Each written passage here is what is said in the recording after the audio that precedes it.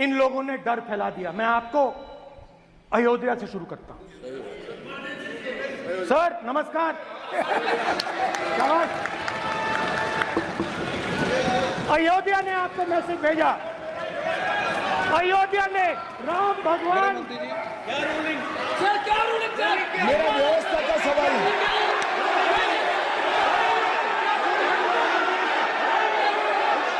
इस सदन के नियमों की पुस्तिका, इससे कुछ सदस्यों को क्या मुक्ति दे दी गई है? आपके गाइडेंस के बाद भी बार बार तस्वीर बताना, पूरे बीजेपी को हिंसा कर रही है ऐसे कहना, खड़े होकर एक दूसरे के बीच में हस्तधून करना, सारे नियम इनको लागू नहीं होते हैं। नियम मालूम नहीं है तो ट्यूशन रख ले साहब। सदन इस तरह से नहीं चल सकता है।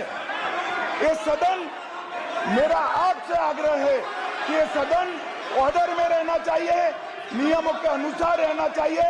ये हम सभी सदस्यों का आपसे विनंती है। ठीक है सर, एक मिनट प्लीज। माननीय सदस्यगण, आप ही किताब राम बताओ। भगवान की जन्मभूमि ने अपेक्षा करता हूं कि अपन इसके नियम प्रक्रिया चले। नो, सब चले। नो, आपने बताया था नियम। नो,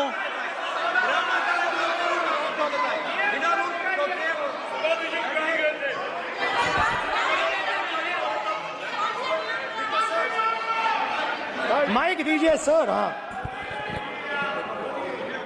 सर, मेरा सवाल है सर, इस माइक का कंट्रोलर किसके हाथ में? प्लीज बैठिए, बैठिए सर ये ऑफ होता है, प्लीज बीच में माने ऑफ हो बैठिए जाता है। प्लीज। ये बार कई बार विषय उठ गई और बहुत गंभीर, और माननीय सदस्य, आप प्रतिपक्ष के नेता हैं, आप सदन के बाहर भी ये बात कहते हैं कि माइक बंद कर देते हैं। मैंने कई बार आग्रहपूर्वक किया कि आसन पर इस तरीके का आरोप नहीं लगाएं। नो, प्लीज बात सुनिए। आसन पर सभी दल के, प्लीज, आसन पर सभी दल के लोग बैठते हैं और सभी दल के लोग सभापति तालिका पे हैं और सब जानते हैं कि एक व्यवस्था होती है, जिस भी माननीय सदस्यों को आग्रह किया जाता है बोलने का वो बोला जाता है, और जिसको आग्रह नहीं किया जाता उसका माइक चालू नहीं होता। आप बोलने के लिए खड़े, आपका माइक कभी बंद नहीं हुआ, कभी बंद नहीं हुआ। आप अगर आसन में जो भी विराज रहे हैं वो अगर आपका नाम नहीं पुकारते हैं तब माइक चालू नहीं होता। ये व्यवस्था हमेशा इस सदन की रही है, पुराने में भी और नए में भी।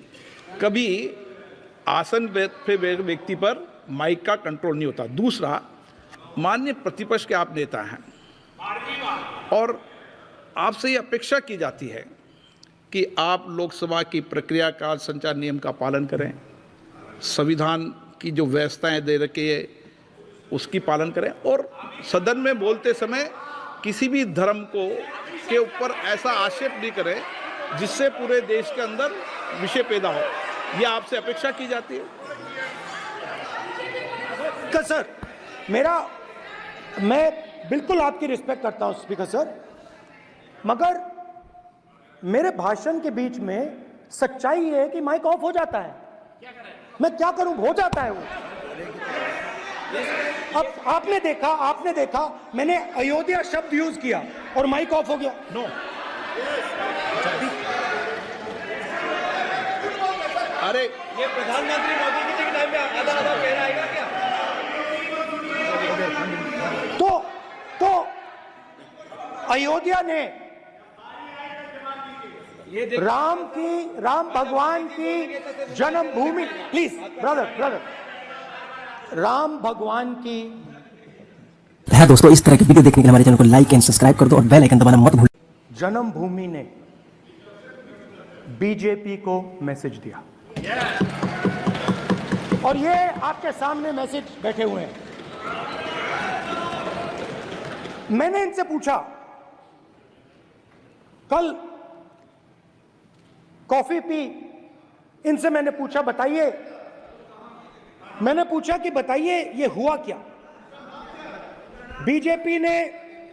बीजेपी ने राम मंदिर का इनॉग्रेशन किया,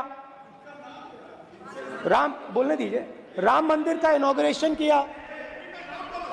अरे भाई आप हार गए, उसको शर्म करिए। नाम बोलने की कोई जरूरत नहीं है, मैं भाषण दे रहा हूं, आप नहीं दे रहे हो। मुझे बोलना है जो बोलना है, मुझे नाम लेने की कोई जरूरत नहीं, मुझे जो बोलना है मैं बोलूंगा। तो अयोध्या ने मैसेज दिया और मैंने इनसे पूछा कि हुआ क्या, और इनका जवाब आया। मैंने उनसे पूछा कि आपको कब पता लगा कि आप अयोध्या में जीत रहे हो, और आपने कहा पहले दिन से मुझे पता था। सही बात।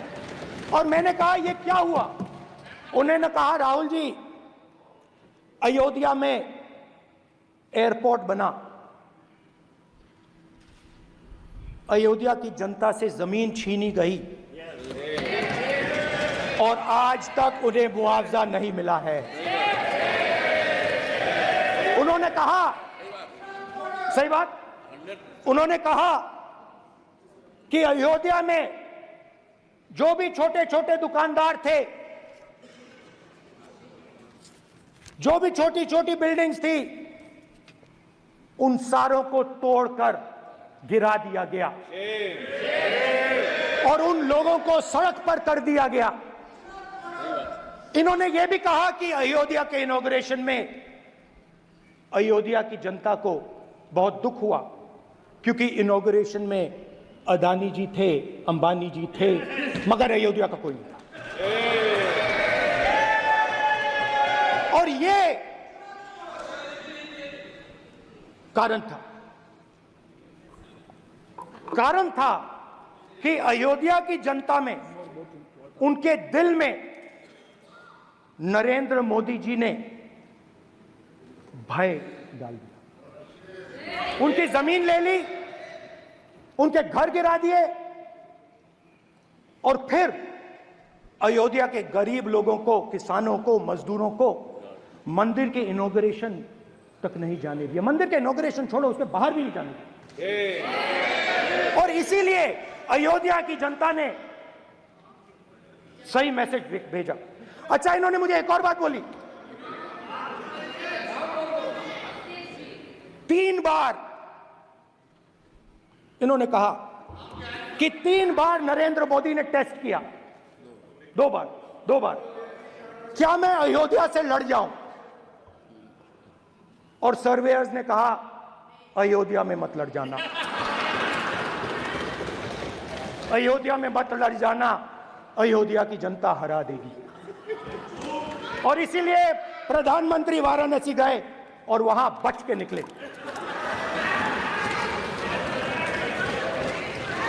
तो अयोध्या की जनता को डराया, पूरे देश को डरा दिया। मैं आपको बताता हूं, आज सुबह में आया, राजनाथ सिंह जी ने मुस्कुरा के मुझे नमस्ते की, और मोदी जी बैठे हैं, मुस्कुराहट नहीं, सीरियस, नमस्ते भी नहीं करते, कहीं मोदी जी ना देख लें, प्रॉब्लम हो जाएगी। वही कहानी गडकरी जी की है, सच्चाई है। अरे भाई, अयोध्या की जनता को छोड़ो, ये तो बीजेपी वालों को